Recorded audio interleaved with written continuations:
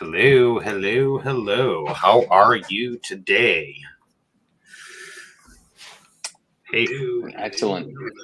how are you? Oh, hold on. I got a little bit of feedback going on over here. Hold on. Technical difficulties, right? Technical difficulties. I hit live. Are we live? Can I see if we're live? Where are we live? Come on. There we go. I see us live. We're on the platforms. Good afternoon, everybody. Happy Wednesday. Halfway through January already. Oh my gosh. Where did the year go? Whew, hard to believe. Hey, Frank. Hey, Max. How you guys doing? I'm going to say good morning since I'm still in the morning time for me, but good afternoon to the rest of our audience as well.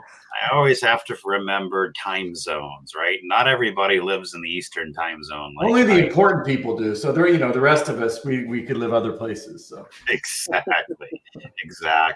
Oh, and hey, yeah, thanks, Larry. Thanks for letting us know because I was a little concerned. One of the browsers was so thanks for showing up, Larry. So got a really great topic today, talking a little bit about everybody's favorite subject, cyber insurance.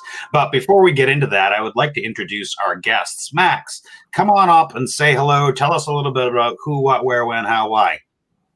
Love to. And thanks again, Tim, for having me on. I'm Max, co-founder of DataStream Insurance. We're a digital cyber broker trying to help out companies in the channel, make sure their customers get as much security as they can and get insurance, which helps cover partners for their own sort of residual risk.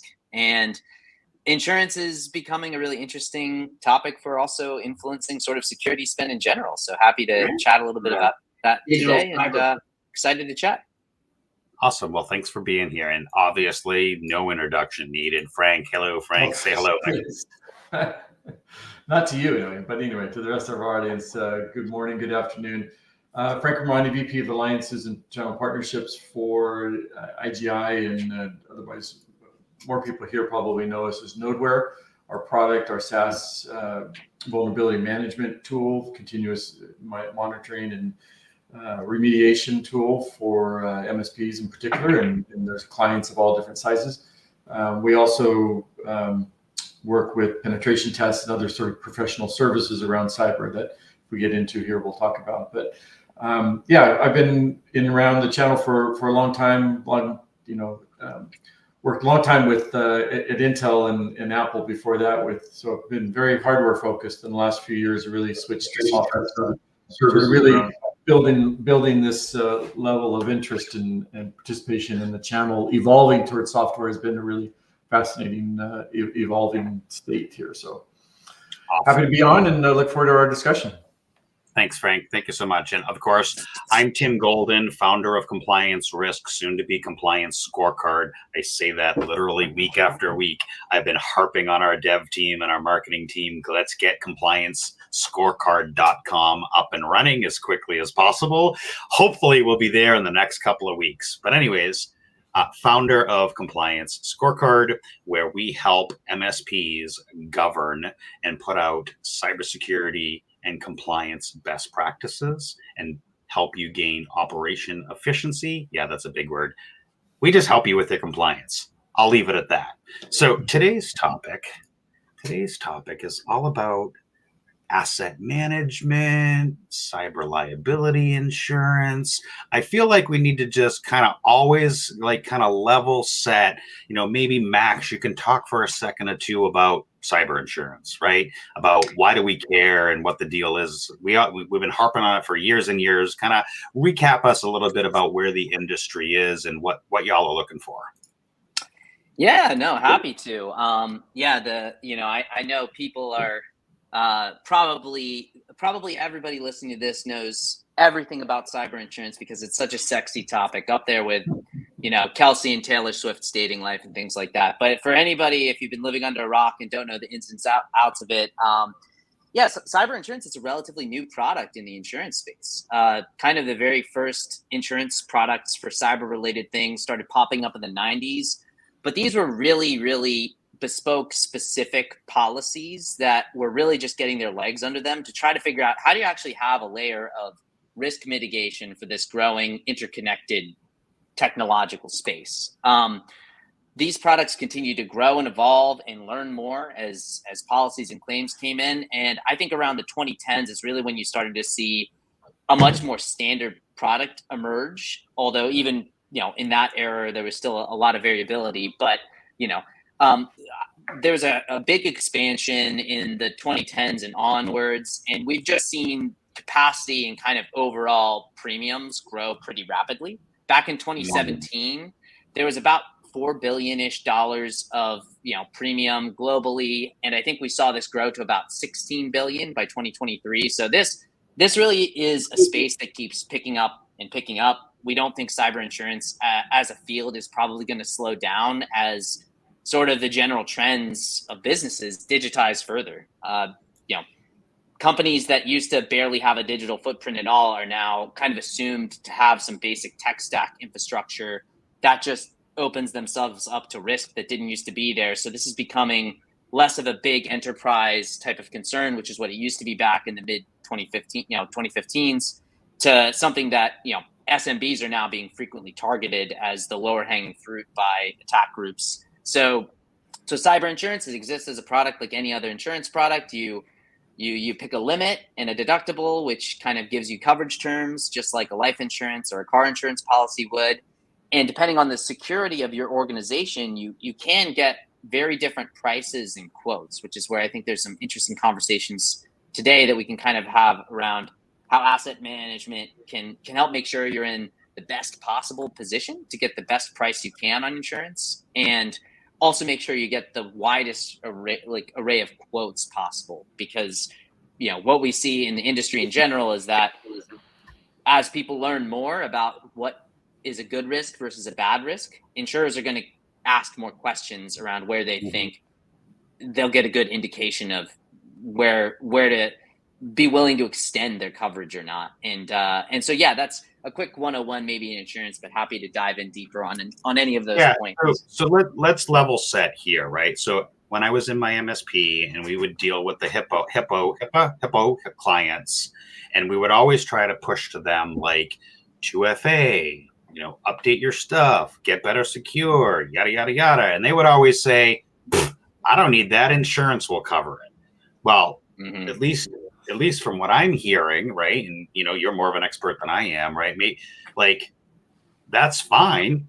As an insurance company, we'll insure you. It'll just cost you $100,000 trillion more. Right. And so today, as we start to kind of dig into this, right, we kind of think, kind of bring it back to like assets and data and discovery. Right. So Frank, talk a little bit about asset management. Yeah. You can't protect what you don't know. Right. So just from a basic level, forget insurance, forget it, compliance. Just if you're a business or you're an MSP managing and protecting or managing the IT as an outsourcer, it's really just surprising using Dodeware as an example. When an MSP runs it or when they run it on their customer, the amount of extra items they find that have an IP address on that network is astounding, right? Everybody thinks, oh, we got 50 people, we've got 70 devices, right? Let's just add everything. Take a guess. No, it's at least 100, if not 150, right? Yeah. Just a multiplier of 2 to 2.5 to 3 assets, right, or IP addresses, something that's got a connection to the internet per employee. So, the asset management happens after you do an asset discovery, right? And then after you do part of that management is knowing how risky each one of those devices is, right? And once you know how risky it is, then back to Max's point, sort of the variabilities of an insurance policy are going to are just going to be from A to Z. I mean, you could imagine just the different modifications and again, bespoke policies that are going to be needed. One of the things that again, you need to be knowing what you have, and then what we're seeing once you know that, and again, back from a cyber policy or a stack perspective, you have to really know, you have to be proactively looking at those devices in your network, and both for just what's there, right? And you have to be proactively fixing the things that you see that come across as critical, right? Could be just a simple patch. Oh, I forgot about it, or it didn't hit that system, or somebody brought in their own printer right into the office, right? Well, that printer might have some really old, OS on it, or access points, or just open ports, whatever, right? So we really think that doing that, a solid discovery, a continuous discovery, right? You can't just do it once a quarter or once a year. Yeah, that's my checklist, right? Checklists are probably they're probably your most hated items, right? I mean, that's probably the biggest change in policy requirements, is that it's not just a once a year checklist. You want to see that an MSP and their customers are being proactive, right? Looking for things that need to be fixed before they get hacked. And that's going to more than likely give them a lower policy, which is what every end user is going to want. So exactly. it all starts really with this asset play. And so our good friend Matt Lee always asks, what's an asset, right?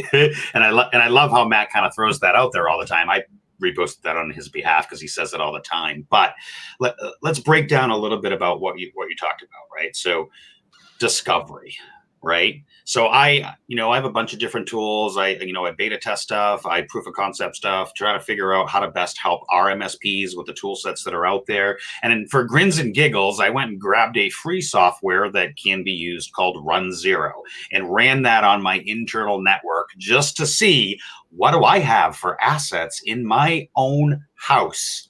And I'm thinking my laptop, my phone, my wife's laptop, maybe my TV.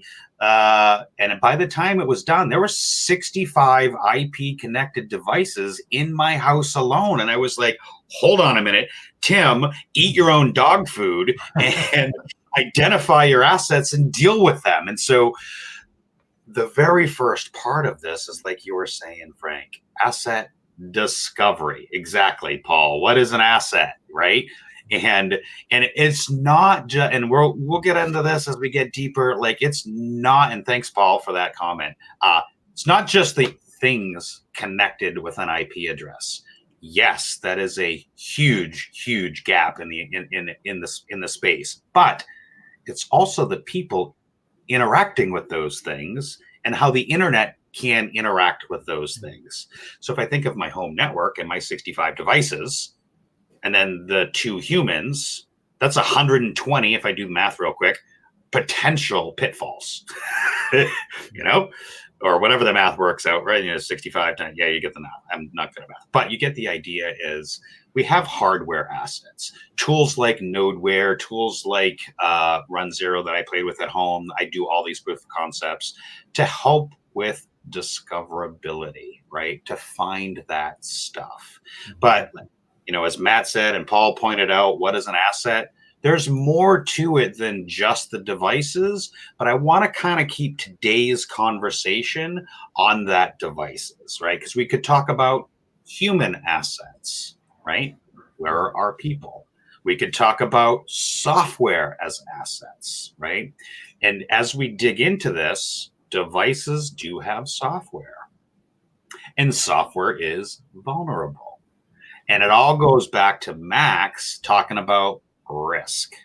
So if I have 65 devices in my home network, which means I have 65 potential at least pieces of software that could potentially be vulnerable, Max, you're going to kind of look at that. You're going to kind of figure out, actuary tables and all that. You're going to try to figure out, what is my risk?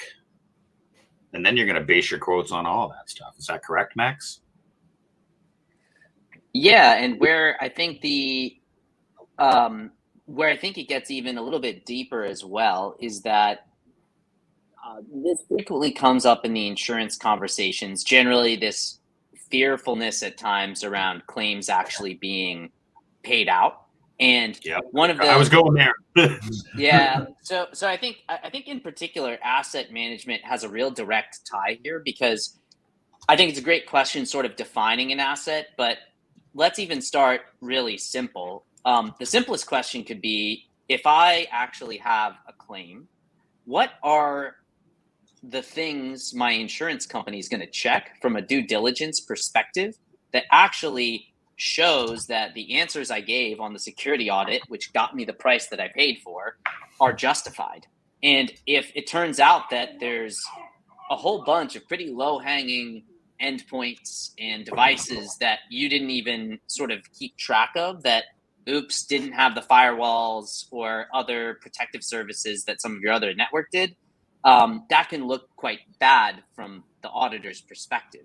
So I think that in addition to how the general attack surface of your network can influence the initial pricing, it becomes a really critical piece for ensuring that you are correct in saying what you say at the beginning of your application and will be honored at the end of it if you actually have a claim. I think that's a really critical piece that a lot of people, justifiably so, get worried about with insurance, because there have been a lot of like boogeymen type stories around such things. But that's where I think a proper, asset management can become sort of a gold mine from an auditor's perspective. I often say, like, if you can kind of have that really good internal posture view at the time of application down to the device level sort of justification, it's a bit like bringing a gun to a knife fight, because that puts you at such a good place, being able to show, here's where I started at a really granular level. Here's where I'm at today. It's a consistent through line the whole time. That is a really strong data point from trying to justify your sort of security responses. And I'll just add on that a little bit, right? We between Nodeware and DataStream, right? We partnering a bit on trying to enable that MSP to provide the information up front, right, as soon as possible. Right? We have an executive summary report that shows, hey, we're doing this daily, we're doing this daily continuous scanning. We're providing information like this. We're actively, again, proactively looking at those assets.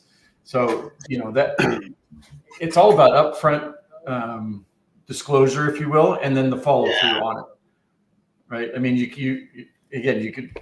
I've heard of, I don't know how many claims, maybe from you, Max, or others in the business, about, the customer, the end user said, oh yeah, they checked off the box where they're doing MFA, right? Well, they found, the executive, whoever, they got lazy. Just turn it off. I don't want it. It's too much bother. I can't, I can't spend the 5 extra seconds to do this. And that was discovered, and that was a pure reason for the denial of the claim. Boom. You said you were doing this. You weren't. We proved it that you weren't. Why should we pay you? So we talk a lot about defensibility, right? Or I talk a lot about defensibility. I talk a lot about preparation, left of boom, shift left, get your house in order, right? I talk a lot about that on our, live streams that we have every week. And I talk about that preparation work, right? As you're looking at cyber insurance, as you're looking at those kinds of things, obviously discovery, right? Using something like Nodeware to be able to, or, any of the discovery tools. Like I said, I was just playing with Run Zero and I'm like, oh my gosh, look at all this stuff. So discovery is a very key aspect, because as Frank said in the very beginning, you can't insure, right, what you don't know, right? And so step one, at least start to do some kind of discovery of what's out there. Where it starts to get a little wonky is this work from home stuff, right? And being able to discover the things working from home. I don't want to get into too deep of the work from home and, yay, Tim's got 65 devices and he's VPN'd into the company network. And now I don't want to get into that, because that gets really messy fast. But now that we have discovered the devices, either through a scan or through maybe Azure Active Directory or some source of truth, or even multiple sources of truth, as an MSP, where those data is, where that data is. I would think that the next piece of that is what's on those devices, right? I mean, if you're what's on them, and what's on them, and what access is there to them? Yeah, and I want to break it down a little bit on what's on them from two perspectives. And maybe, Max, this is where you could talk a little bit about how insurance could play into that. So the first aspect of what's on them is the software, which has vulnerabilities, which opens up risk. We'll take the human out of the equation for the moment.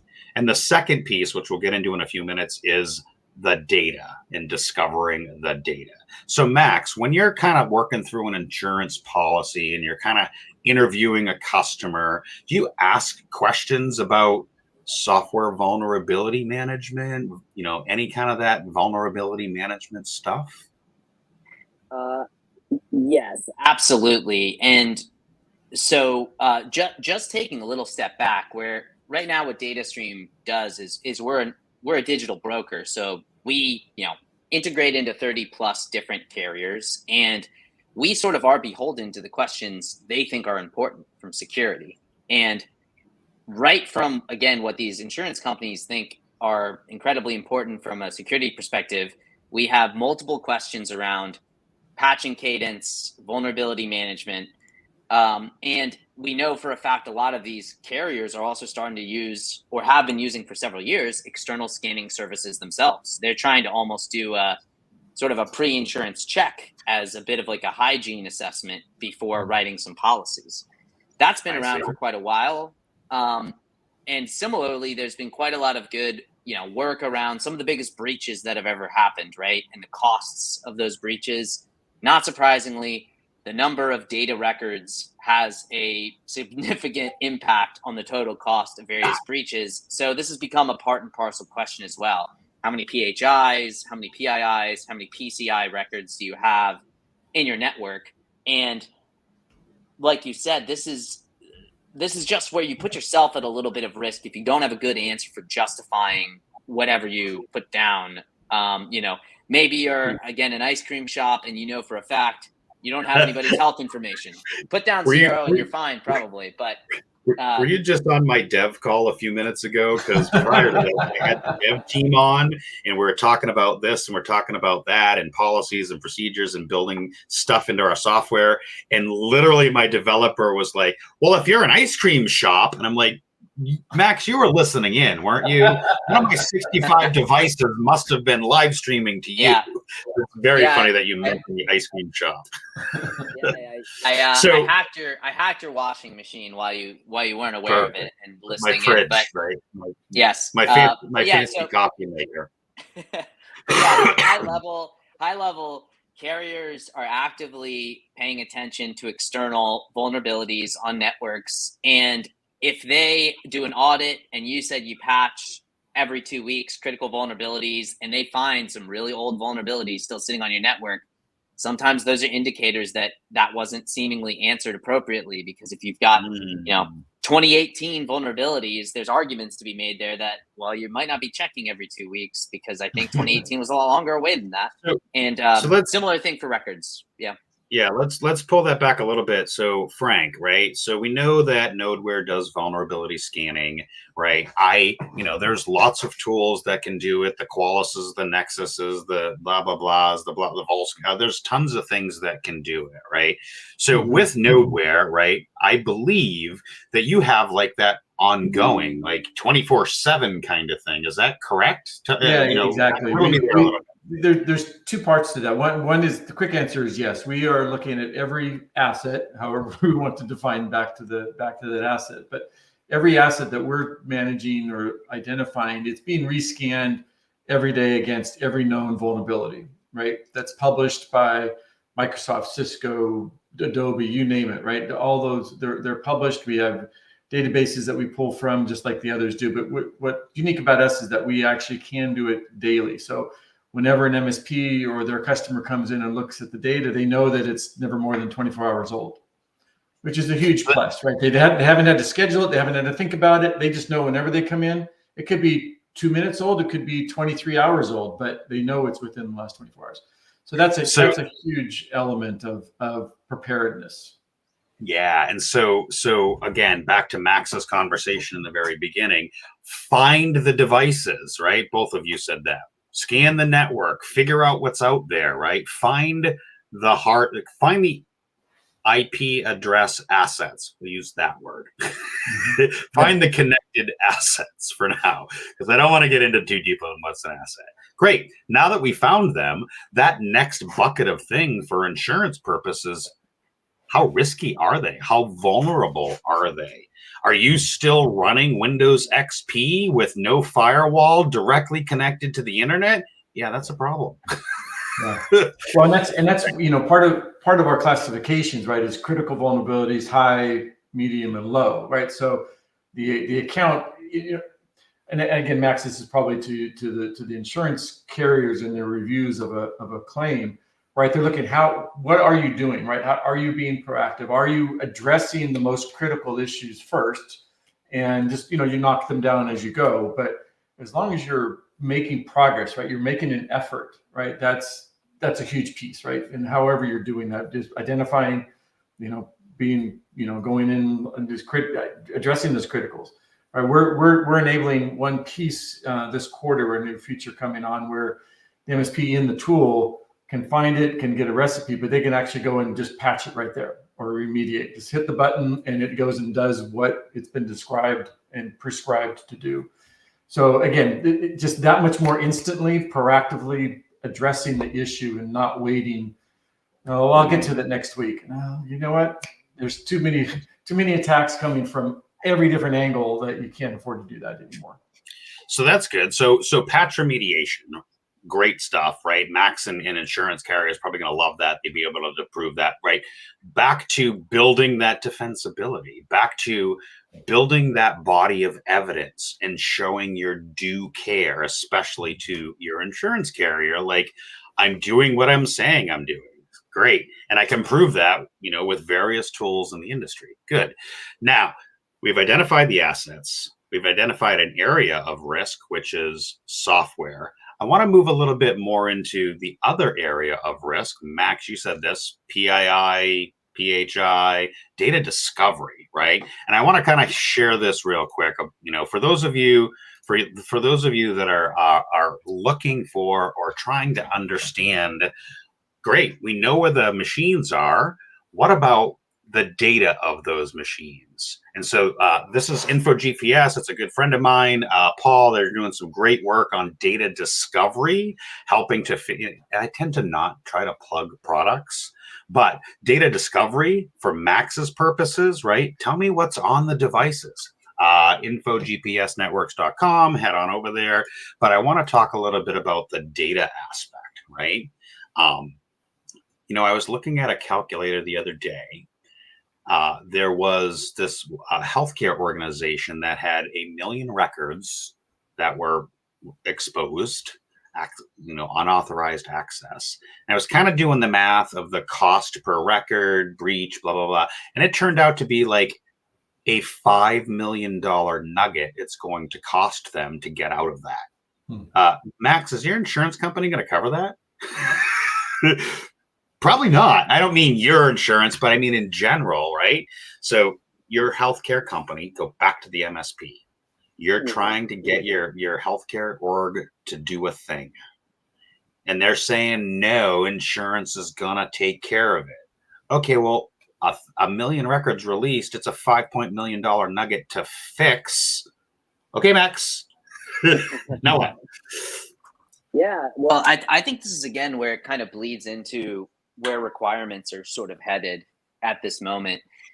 If you think about, again, that issue, right? If there were these random $5 million nuggets that carriers were sort of having to pay out all the time, we wouldn't really have cyber insurance left anymore, or those companies would be paying quite a lot of money to get those policies to begin with. But I think, some of the ways insurers, again, are trying to get proactive around this is a lot more questions around how data, not just how much data you have, but what is the security you have on your data? Are you encrypting all data at rest? Are you controlling access to data, backups through MFA? The list goes on, but backups by themselves kind of are their own complete section of questions that we see across our providers. And I think, this threat has really just gotten elevated as ransomware kind of exploded. We saw how versatile attackers were in sort of trying to get payments related to data. Before, it was just clamping down on your records so that you couldn't use them. And then exfiltration became more popular. Like, actually, we're going to even get payments because we're just going to threaten to leak what we got from you. Or even further past that, they might even just threaten that they have some of your data and they don't even, and see if they can play some macroscopic games there. So yes, in general, the sort of the million plus personal health records getting leaked is, it's a super dangerous area for a company. That's a possible existential threat for that company. That could be something that puts them into litigation and ends it, depending on how large they are. So you don't want to rely on insurance to just come in and save the day in those circumstances. And trying to get a $5 million policy that would just cover all of that would be its own interesting thing with scrutiny around it. But I think, if anything, I would look at a lot of what insurance is trying to do as guidance for security policy, for, I think, reasonable standards for some of these companies too. They're trying to have better, better pre-assessments for what actually is going to make you safer from the monetary losses they're seeing coming in. Yeah, Tim, I got two. There might sound more as plugs, but I just kind of want to expand the area of discovery. One is a company called Actifile, right? And they're doing the sort of the analysis. They see a file, they see what its value is, right? And they calculate it up. So you can, PII information might be worth, let's say, $50 a file, right? And just an customer address might be only worth $5 a file. But they kind of can accumulate that up and really get a better perspective of what policy they need, right? What kind of coverage they might need.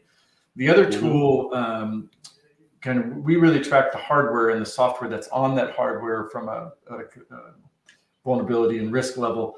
But there's a product that's now become part of AVIC, which was SaaS Leo, right? It's SaaS management program, right? That can look at the Dropboxes, the whatever else is on an individual employee's system, right? Because if somebody has access to that system, now they've got access to Salesforce or to Dropbox or whatever you want.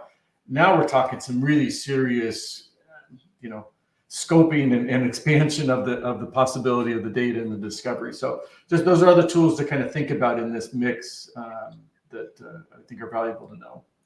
Yeah, I like so John Harden over there and our good friends of ours, Sasleo, love that for being able to find SaaS related connected stuff as yet another category of assets, right? Yes, we have the hardware, we have the software on there, and now we have this whole SaaS stuff that's a whole nother area of risk, right? Data leakage, all of that, shadow IT. Yeah, so great shout out to Sasleo. We love what they're doing over there. They actually were working through an integration for us. So yes, shameless plug, Sasleo and Compliance Scorecard. We're trying to get some stuff working together. Anyways, long story. All right, so about halfway through here, let's kind of do a little quick recap, right? So first and foremost, Max kind of started with, we know cyber insurance isn't going away. We know it is terribly expensive. Generally, as an MSP, I have heard from clients, insurance will take care of that. That's kind of not so much the case anymore. And if it is, they're going to end up paying a boatload of money and way more than for a premium than they probably should if they did some basic cybersecurity, right? So for any small businesses listening, work with your MSP and their carrier, right? There are some things you can do to start to build better defensibility, protect your business, prove that you're doing it, and ultimately drop that insurance premium so that when boom happens, you're better prepared. Your shift left, right? All the fun things I get to talk about all the time, every week, right? So anything else? Go ahead. I was going to say, you were kind of leaning towards it. That I reference a lot as, kind of basic cyber hygiene, right? If you again, knowing what you've got, right? What you need to protect, making sure your employees are knowing what not to click on, right? So some basic security awareness training. Right, we talked a little bit about MFA, right? I mean, that's kind of a non-starter for a required starter for premiums and insurance and compliance. And the other piece that's kind of in the general category, email security, right? There's Mail Protector, right? There's a bunch of different programs that are trying to, again, stop things from getting to the employee who's going to then forget what they did, what they just learned in their training, right? So those kind of 4 pillars are what I really promote as a cyber hygiene, with, of course, with vulnerability management as the 4th pillar in that. Yeah, and I love that. That's really great, Max. I'm just gonna flat out ask you, right? Because I've been meaning to get somebody that's in the insurance space and just flat out ask. Look out, Max. If I'm a company and I check no on MFA, they're gonna totally kick me out and say no. It's a great question. And I want to come back to, I think like the point you're making earlier to not scare people off around, again, insurance and pricing, because I think sometimes we might talk about this a little bit high level, and, if you are a small to medium business and you are doing your job right from a security perspective, you're not trying to use insurance like your cybersecurity. You're actually trying to use it as a risk mitigation layer on top. Many companies can get policies, ranging from $1,500 up to $5K if you're under a certain revenue band. Like, very common, that would cover you up to $1 million of good coverage insurance from some of the most trusted providers out there. Now, where it does get expensive, or like you said, you might not even get quotes from the best guys, is if you don't have some bare bones security things. Like, MFA has definitely switched to be, in the past, much more of a it's nice to have. And with ransomware, it's become much more of a must have. There are still some policies that you could get if you didn't want to implement MFA. But even if you can find them, on average, they tend to be, $500 to $1,000 more expensive anyway. So often what we see is that from the end customer's perspective, it's a bit better to do a 2-for-1 deal. If you upgrade your security, you're going to be safer, but you almost offset a lot of that cost by a lower premium anyway. So there really is sort of, there's a really advantageous, I think, design where if insurance is properly priced, it should really incentivize good security behavior and have a pricing discount for that. We talk a lot. I'm a Philadelphian, so I use Ben Franklin a lot as an example, but we kind of want to do what fire insurance did when that product was created. There were lots of fires in New York City, Philadelphia, and London, and fire insurance wouldn't have taken off except for certain requirements your house had to have before you could get fire insurance. You had to have access to your roof, because turns out a lot of fires on roofs just couldn't be stopped if you couldn't get up there. So they had a minimum set of kind of like requirements to get a policy. And I think, in cyber insurance is much more complex. And for a lot of ways, you have, humans adversarially attacking you is a dynamic risk that, other types of insurance isn't insuring against. But that fundamental principle is still quite the same. We're trying to really make affordable prices to predictable, stable risks. And I think that you're going to see a more strict requirement around protocols that people are pretty sure about having a big impact on security. Awesome. Great. So question from the audience here, right? And I'll tackle a little bit of this, and maybe Max, you can chime in, and Frank as well, right? Cybersecurity Maturity Model, CMMC, the Department of Defense, the 800-171 stuff, all this buzzwords that everybody's been yapping about for quite a few years now. Will it influence cyber insurance as a whole? I don't know. Did HIPAA, did the FTC safeguards, did any of the SEC stuff? I don't know. I think we need to go back to Frank's original comment, which was good cyber hygiene, right? Good defensibility, right? Will the DoD influence insurance? I think, in my opinion, I think it's the other way around. I think insurance is going to influence all those other sectors because they're the ones taking the risk. They're the ones paying out on that risk or not. So in my opinion, Jill, and great question, Jill, by the way, I don't know. I think it's the other way around. I think insurance, as it has been for the last 3 to 5 years, will continue to influence everybody else. Well, what do you think there? Simple example. I'll just punch in, and Matt can answer from a more authenticated standpoint.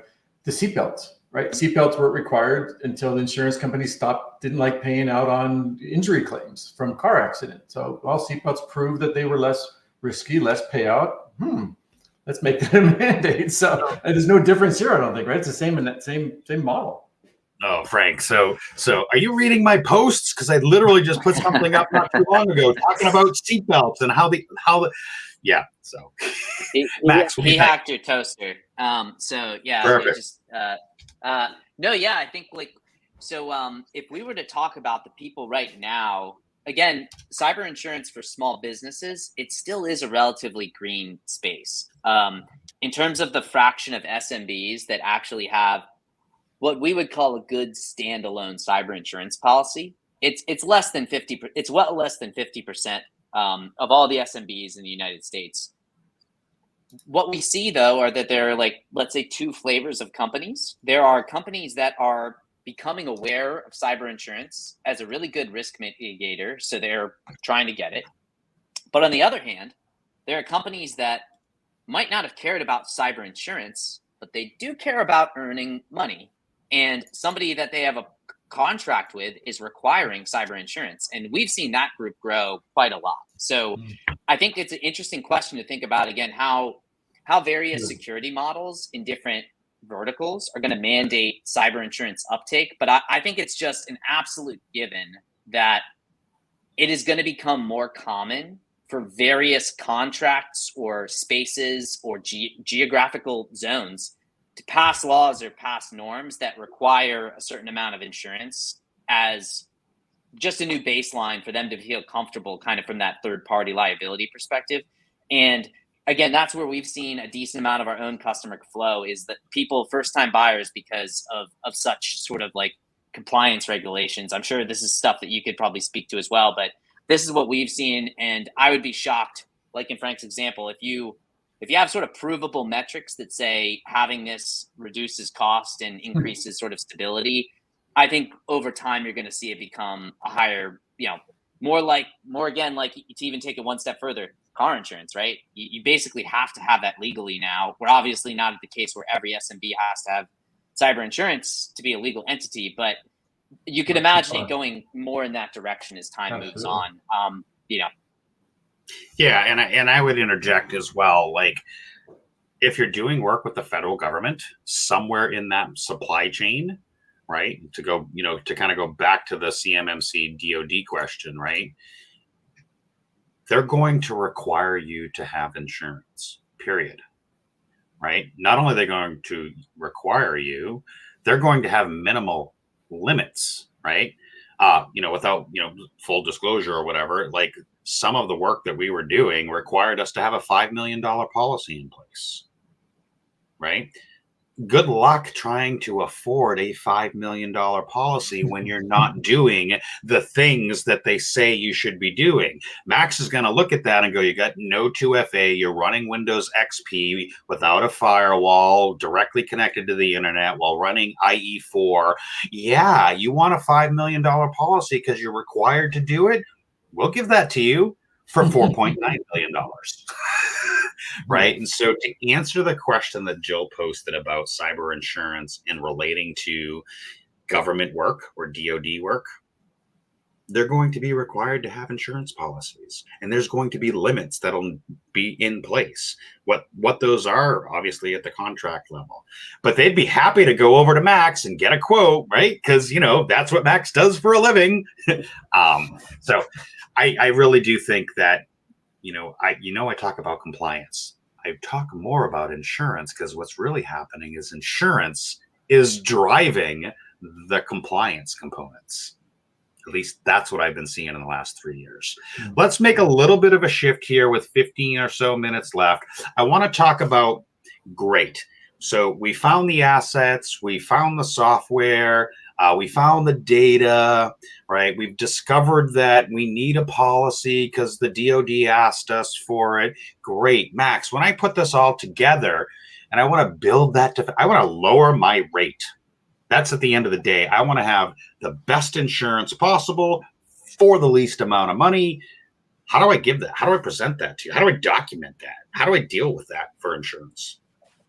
Yeah, and I guess the answer I could give briefly is that it's a bit of where are we now versus where do we want to go as a space. I think where we are now is that, folks like ourselves, we try to we have a single universal application. So you answer a bunch of questions once and you get the best of the 30 plus carriers we could like integrate with. And we do try to also do an automated gap analysis before you actually apply, where we target in particular security questions you might have answered no to that we think are going to be highly correlated with better quotes, better pricing. So right now where the field is at is the available carriers that provide products, and some folks like us that try to give guidance on good limits, coverage areas you really want to be in place before you get a policy, and security controls you really want to make sure that you have and audit properly. Where I think this field is going, and we're excited to work with folks like Frank to build out solutions here as well, is that where I think cyber needs to go is it's ultimately insurance for a highly technical space, right? It's really insurance trying to answer a bunch of questions with a human right now about an interconnected technological system. And we think the future of cyber insurance should look much more like tech talking to tech. So I think what we're trying to build out is like a middleman right now. Could we take from Nodeware, right? A data export and actually get quantitative statistics around a company at time of application.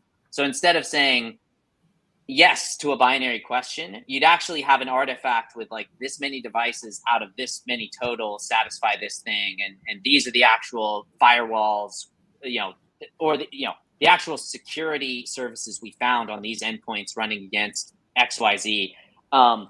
That I think is again a much stronger sort of gun to a knife fight data point than just someone filling out answers yes or no and then having to prove it back later to an auditor. So in the future, we think this is just going to probably get more and more digital, and again a little bit more like continuous monitoring at some point. The analogy we use a lot too is like how car insurance has become more dynamic. You now have on your phone potentially something that's measuring how abruptly you stop in like other patterns in how you drive. Probably cyber should look a little bit like that too in the future, where you're actually looking at how people take care of their hygiene and patch critical vulnerabilities as they come out, and make sure to have automated hardening processes in place and things like that. So I think that's where the field is going to go, and we're trying to build some of the foundational technology connections we need to get there. And again, where I'm excited working with companies like Nodeware is that it's hooking together two pieces. I think some of the folks that are building the technology that can do really accurate measurements of those systems, and then the people that are trying to make sure we're connecting that back to the stuff that the carriers are asking for. So, well, and actually, Larry Metter was on before. Hopefully, still I'll give him credit. Right, he told me a phrase that I use regularly: continuous insurability. Right, so it's not just the once a year checklist on the renewal, but the carrier wants to know, again, back to my proactivity message, right? If you're doing this along the way, and you can prove that you're doing it along the way, you're doing all your due diligence, all your best effort, then you're singing to the carrier's song, right? I mean, you're listening, you're doing what they really want you to be doing. Whether that becomes regulated down the line, to Max's point, that I think that's a benefit to everybody that's doing the right things, right? Mm-hmm. And probably limiting to those that aren't. Yeah, I mean, again, you hear me say it millions of times. It's that defensibility. It's that prove what you're doing, right? Mm-hmm. So, and I love the fact that, you're working together to do the data discovery, to do the vulnerability discovery, to do the asset discovery. There's a big piece of asset management that in our next session coming up next Wednesday, we're going to talk about, and that's governance. I don't want to get into that too deeply today, but there's a big piece of asset management, asset discovery as it relates to defensibility and proving that to your insurance company and proving that in the court of law when something happens, and building out that defensibility. We're going to get into that whole governing aspect next week. As we wind down here in the last 5 or 10 minutes, let's just quickly recap, right? So Max talking about insurance, talking about the changes that have happened over the decades, how cyber insurance is getting more and more expensive, right? From Frank figuring out where the things are and then how vulnerable those things are and what you're doing around that, right? So let's kind of just wrap up here as we get in the last like 9 minutes. I'd like each one of you to take a minute or two or three to talk about a key takeaway, right? To talk about if you've learned anything today, you've learned blah. Go ahead, Frank.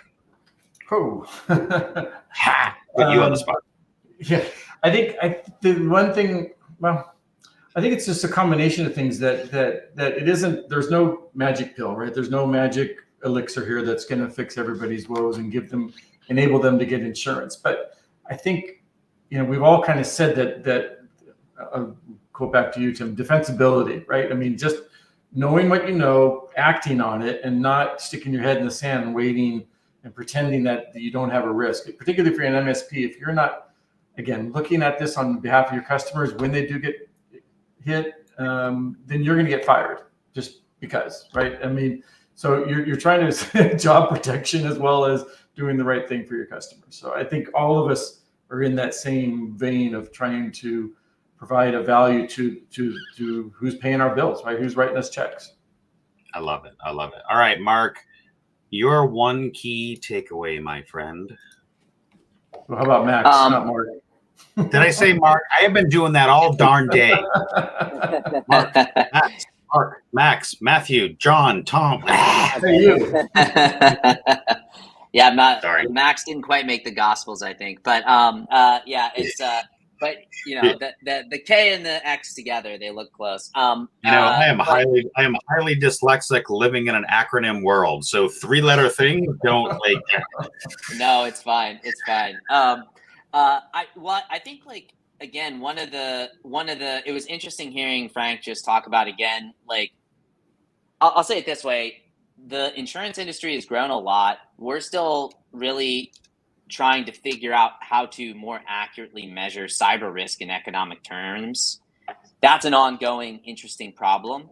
Even hearing that one fact that, for a typical organization, you might have on average 2 to 2.5 times as many devices per person is like really interesting. It's just like, if you imagine all the sneaky places that risk can kind of hide from an organizational perspective, it's a little scary. And I think that, I think, again, that can almost be an overwhelming problem that you're never going to fully understand every single atom of risk. But I think what it challenges me, and it gets, sort of why I think cyber insurance is so interesting, is that in some sense, I think we're really trying to find those nuggets of signal that really do stand out from a risk perspective. And it's an ongoing battle that isn't really going to stop because, again, unlike some other insurance lines, what is great today might not be great 5 years from now or even a year from now in some of the attack trends that are really picking up. So I think we're always going to have this wrestling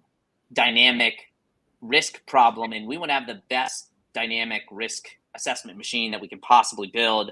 And if you're not looking at the right data points, you're almost assuredly not going to have a full arms around the risk. So we're not there yet, but it's, I think we're moving past just people answering questions on a questionnaire. And I think the more quantitative we can get about this, the more maybe beyond the firewall data we can get, we start edging closer to really understanding how to assess this better and some really interesting opportunities there. So I think that's one of my key takeaways from today. Awesome. And thank you so much for that. So, Jim, what's your conclusion? I mean, Tim, sorry. Like what you did there. Yeah. So I try to own my mistakes most of the time. But yeah, it's the brain, it just sometimes, I don't know, it just goes berserk, right? So let me talk a couple of seconds about what I think, from today's session, the key takeaways that I'm going to keep harping on week after week after week. And that is, as an MSP, you own all the risk. And until you can kind of get into a cadence, get into a program, and try to help shift that risk back to the client where it belongs, you're going to be part of this whole insurance mess. You're going to be part of this whole breach mess. Not that you would ever get away from it totally, but right now, if you're not discovering the assets, if you're not determining the data that's on there, if you're not dealing with the vulnerabilities that's on those devices, but you're selling managed services, you don't have a contract in place that delineates exactly what you do and more so what you don't do, you're on the hook. So as an MSP, you're owning the risk. And until you start at the top and build a proper MSA and funnel that all the way to your end client and shift that risk, you're going to be culpable. And people like Max are going to make more money off the insurance because you're not doing, like Frank said, good cyber hygiene. Well, this brings us to our last couple of minutes here.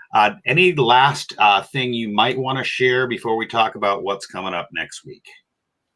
I was just going to, I don't know if you were going to pull it up just to slide with our email addresses if people want to reach out and contact us. No, I didn't do that. Okay. Well, how about I'll just give mine and Max can give his. And so if you want to reach me, it's FRAIMONDI@IGI-US or FRaimondi@IGI-US. Please, if you have any interest or just want to chat on things, please reach out. Yeah, so just go back to the thread, pop that stuff in LinkedIn. You think I'm a professional with like slides and stuff? Come on, now, Frank. You do this enough. You should have all these tricks done. All right, Max, tell us your contact info. How to find you? So I'm Max at DataStream. I know. I did that as a joke. Yeah, so it's Max at datastreaminsurance.com. You can also go to our datastreaminsurance.com website. That's my shameless plug. We have a website. I'm Mark. Sorry, I was tiny bit of feedback there, but I think it got through. Yeah, no, I fixed it. That was me. Got another error, Jim, whoever you are. It's not Matt, right? And it's not Mark. It's Max. Right? So I know, I apologize. I keep doing this over and over. My brain just does not function appropriately. Okay, because I didn't accept your LinkedIn friend request quick enough. That's it. I don't know who you are. That's what it is. You didn't accept me. Who are you? So, all right, everybody. Thanks. Coming up next Wednesday, so same day of the week, same time of the week, 2 p.m. We're going to have Matthew, right, Frank? That makes you up even further now. Next week, we're going to have Matthew instead of Frank. Is that correct? Yes, sir. And Matthew and I are going to talk about everybody's favorite subject, CIS, Implementation Group 1, specifically 1.1, asset management. Oh, look at that. Segue from insurance to control framework, talking about assets. And we're going to dig into what I mentioned earlier. What the heck is asset governance and why should I be doing it? And how do I do that? So do the like, the share, the follow stuff, reach out to Frank or Max on LinkedIn, right? They're in the chat. You can find them around there. If you have any further questions about this, you can always reach me at Tim at Compliance Risk, or Frank and Max put out their info as well. I'm Tim Golden, founder of Compliance Risk, here with our good friend Frank from Nodeware and Max from DataStream. You all have a good rest of your week and stay safe, stay vigilant. Thank you, everybody, for attending.